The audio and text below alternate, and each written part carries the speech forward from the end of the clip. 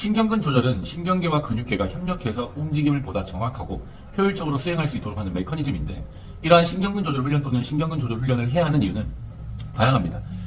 부상 예방 또는 자세의 안전성을 위해서, 그리고 운동 수행 능력을 올리기 위해서, 특히 운동 생활에서 여러 가지 이유로 꼭 필요한 훈련 방법입니다. 오늘은 그 중에서 운동할 때 근육의 지가 자주 나는 분들에 대해서 얘기를 해볼까 합니다. 근육의 경련이 자주 일어나는 분들에게도 신경근 조절 훈련이 매우 필요합니다. 현장에서 수업하는 과정에서 또는 본인이 직접 운동을 하다가 근육의 지가 자주 나는 증상을 경험하셨을 겁니다. 대표적으로 브릿지 같은 운동을 할 때 햄스트링이 쥐가 나거나 그 외로 종아리나 발가락, 또 발바닥에 쥐가 나는 경우도 많이 목격하셨을 겁니다. 사실 운동할 때뿐만 아니라 평소 일상생활에서도 마찬가지입니다. 사실 쥐가 나는 이유를 나열하자면 단순히 신경근 조절 기능이 부족한 것뿐만 아니라 다른 원인도 물론 존재합니다.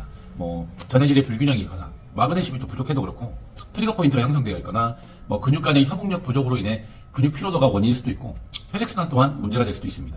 정말 다양한데 오늘은 그 중에서 신경근 조절 능력 저하로 인해서 근육에 경련이 일어나는 경우를 중점으로 설명드릴 겁니다. 우선 신경근 조절 시스템에서 고유수용성 감각인 금방추와 골직원 기관이 존재하는데, 여기서 근육 수축을 억제하는 억제성 신호가 존재합니다.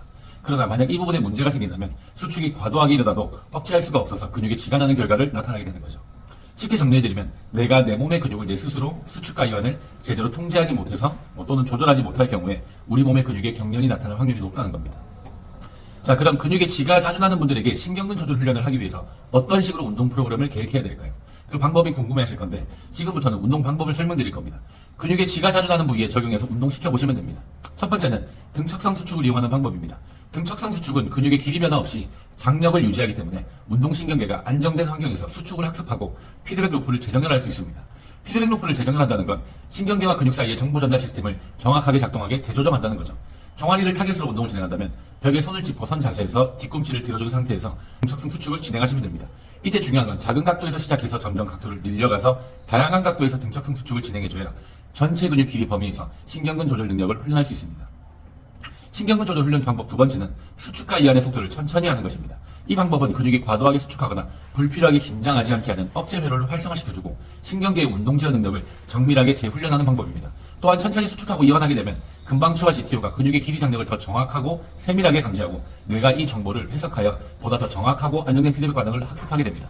이 또한 앞서 종아리 타겟으로 운동을 적용한다면 천천히 뒤꿈치를 밀었다가 다시 천천히 내려오시면 되는데, 이때 단순히 천천히라기보다는 올라갈 때 5초, 내려올 때 5초라는 시간을 정해서 진행하는 걸 추천드립니다. 이렇게 천천히 진행하다 보면 움직임이 부드럽지 못하고 뚝뚝 끊기는 듯한 움직임을 목격하게 되실 건데, 이제 신경근 조절 능력이 부족한 분들에게 나타나는 증상 중에 하나이니 이것도 참고하시면 됩니다. 신경근 조절 훈련 방법 세 번째는 고유감각 수용기 자극을 위해서 불안정한 환경에서 훈련하는 겁니다. 고유감각 수용기는 금방추나 골직원 기관 같이 근육의 길이나 힘줄의 장력을 감지하고 인식해서 뇌로 전달해주는 센서 역할을 하게 되는데, 이 기능에 문제가 생긴다면 뇌에서 근육의 상태를 제대로 인식하지 못해서 운동 조절이 실패하게 되고, 이는 과도한 수축으로 근피로 또는 경련의 결과가 나타나게 되는 겁니다. 뿐만 아니라 앞서 설명드렸던 것처럼 골직원 기관의 억제 회로도 제대로 작동되지 않아서 근육이 수축해도 이완되지 못하게 되는 결과가 나타날 수 있는 거죠. 이 방법은 앞에서 했던 종아리 근육을 타겟으로 한다면 양발 뒤꿈치를 들어준 상태에서 벽에 손을 짚지 않고 손을 뗀 상태에서 버티는 훈련을 하시면 됩니다. 간단합니다. 만약 고유수용성 감각이 더 강한 자극을 주고 싶다면 한 발을 뗀 상태에서 진행해도 좋고, 보수같이 불안정한 곳에서 실시하거나 소도구를 이용해도 좋고, 시각 의존을 줄이기 위해서 눈을 감는 것도 좋은 방법이 될 겁니다. 방법은 매우 다양합니다. 지금까지 설명드린 세 가지의 방법을 평소 경련이 많이 일어나는 근육에 적용시켜서 운동하시면 됩니다.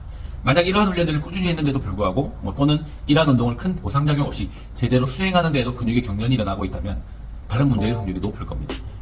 다음 시간에도 오늘과 같이 현장에서 회원님들을 지도할 때 자주 목격하게 되는 여러 가지 상황 중에서 한 가지 주제를 정해서 영상을 올려드리겠습니다.